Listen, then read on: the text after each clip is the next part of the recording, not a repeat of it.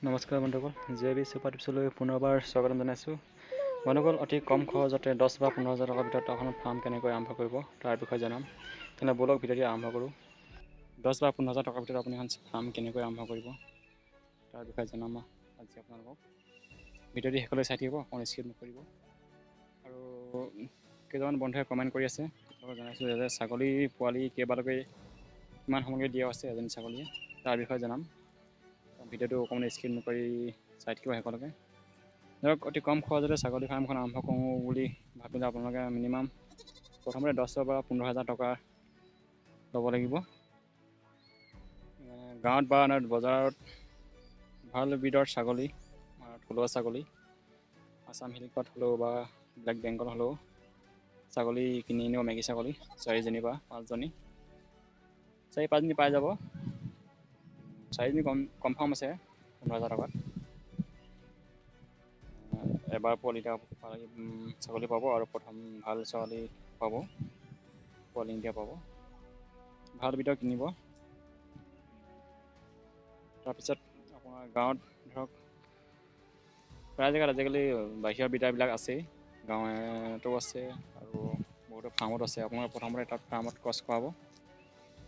ফাৰ্মত ক্ৰছ কৰাই পিনি বা লোকেল বিডাৰৰ ক্ৰছ কৰাব পাৰিব। ক্ৰছ কৰি তাৰ যেতিয়া পোৱালি হ'ব, সেই পোৱালিখিনি আপুনি ভালদৰে প্ৰতিপালন কৰিব। মতা পোৱালি হ'লে খাচী কৰি ধৰক ভালদৰে দানা পানী খাবলৈ দিব। তাৰ নেক্সট এবছৰৰ পিছত সেইখিনি পোৱালি বিকি আপুনি ভাল ধৰণৰ ব্ৰিডাৰ আনিব পাৰিব। তেনেকৈ আপুনি ফাৰ্মখন আৰম্ভ কৰিব অতি কম খৰচতে। বেছি পইচাৰ দৰকাৰ নাই, মিনিমাম 15 হাজাৰ টকাতে আৰম্ভ কৰিব। আৰু গঁৰালটো ধৰক আপুনি ঘৰতে বাঁহ পাতে বনাব পাৰিব, বাঁহ ক'ৰবাত ল'ব পৰা সাধাৰণ টিং লগাই হ'লেও। গঁৰালতো বেছি ইনভেষ্ট নকৰিব, কাৰণ প্ৰথম আপোনালোকে ছাগলীখিনিৰ ওপৰত ধ্যান দিব। মই ছাগলীখিনি এনেকৈ মেলি দিছোঁ আজি, প্ৰায় মেলি থওঁ। দিনত অলপ পাত দিলোঁ খাবলৈ, আৰু এতিয়া এনেই মেলি আছোঁ বৰ্তমান। আৰু এজন বন্ধুৱে কৈছিলে ছাগলী কেইবালৈ পোৱালি দিয়ে। ছাগলী ধৰক প্ৰথম যেতিয়া দাঁত হ'ব, দাঁত ভাঙিব, যোনটো দাঁত ভাঙিব, দাঁত ভঙাৰ পিছত প্ৰথম পৰা পোৱালি দিব। আৰু 8 দাঁত হ'লগৈ পোৱালি দিয়ে, ভাল পোৱালি। আপোনাৰ যদি খোৱা বোৱাত অলপ যতন লয় বা ভালদৰে খুৱায়, যেতিয়ালৈকে দাঁত সম্পূৰ্ণ নহ'ব, 8 দাঁত সম্পূৰ্ণ হ'ব, চাব ছাগলী 8 দাঁত সম্পূৰ্ণ হ'ব। 8 দাঁত হ'লেহে সিহঁতি পোৱালি দিয়া। অলপ যদি খোৱা বোৱা অসুবিধা হয়, ছাগলী দুৰ্বল হৈ যায়, তেতিয়া পোৱালি দিয়া অলপ কষ্ট পাব আৰু পোৱালিখিনি সুস্থ নহ'ব। এনেকৈ চাব আপোনালোকে।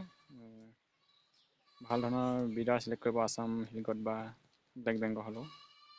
ব্লেক বেংগল ছাগলীটো ভাল আছে, পটককৈ ডাঙৰ হয় আছাম হিলকট থাকি। মোৰ ব্লেক বেংগলত নাই বাৰু, আছাম হিলকট আছে। ব্লেক বেংগলৰ আছিলে, সেইখিনি বিকি দিলোঁ। এতিয়া আছে আছাম হিলকটৰ এইকেইটা হয়। এজনী প্ৰথম পোৱালি দিছে, তাৰ চাওক ইমানটো বয়সত পোৱালি দিলেও অলপ অসুবিধা হয়। এতিয়া মোৰ পোৱালিটো শীত আহিলে, পোৱালি গাখীৰ খুৱাব এৰি দিছে। পোৱালিটো এতিয়া অকণমান অলপ দুৰ্বল হৈ গৈছে। মই তাক ট্ৰিটমেণ্ট কৰি আছোঁ, আৰু পোৱালিটোক মই কি ধৰণে ট্ৰিটমেণ্ট কৰিছোঁ আৰু কি খুৱাইছোঁ দৰৱ পাতি, সেইখিনি আপোনাক দেখুৱাম নেক্সট ভিডিঅ'ত, চাই থাকিব। যদি চেনেলটি প্ৰথমবাৰ চাই আছে, ছাবস্ক্ৰাইব কৰি ল'ব।